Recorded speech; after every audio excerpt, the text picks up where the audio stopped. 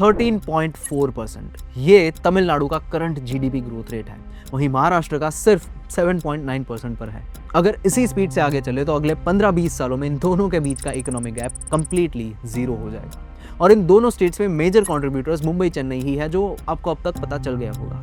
आज तमिलनाडु की economy $400 billion cross कर चुकी है, यानी इंडिया के सिर्फ इस एक स्टेट ने अकेले पूरे पाकिस्तान की इकोनॉमी को सरपास कर दिया है।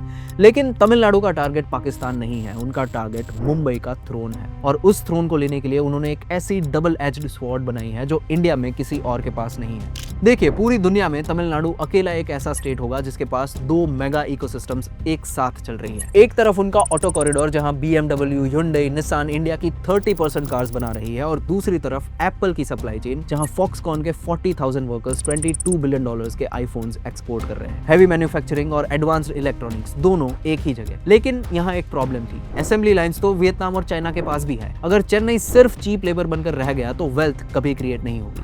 इसीलिए अब एक मास्टर स्ट्रोक खेला जा रहा है। फॉक्सकॉन अब सिर्फ कंपोनेंट्स असेंबल नहीं करेगा, उन्होंने डीप टेक R&D के लिए स्पेसिफिकली IIT मद्रास के साथ अग्रीमेंट साइन किया है। इंडिया में पहली बार आईफोन्स की डिस्प्लेज और उनकी मेटल फ्रेम्स तमिलनाडु में बनेगी। यानी अब शिफ्ट सिर्फ असेंबली का नहीं, डिजाइन और इंजीनियरिंग का भी हो रहा है। जब फॉक्सकॉन जैसी जायंट्स IIT बॉम्बे की जगह IIT मद्रास को सिलेक्ट करती है तो ये एक बहुत बड़ा सिग्नल है। इनफैक्ट ये सिग्नल सिर्फ इन मेगा कंपनीज के लिए नहीं, ये आपके करियर के लिए भी है। जब इंडिया की पूरी इकोनॉमी बेसिक जॉब से निकलकर AI, डेटा साइंस और एडवांस्ड टेक डिजाइन की तरफ शिफ्ट हो रही है तो वहां सर्वाइव करने के लिए आपकी पुरानी स्किल्स काम नहीं आएंगी।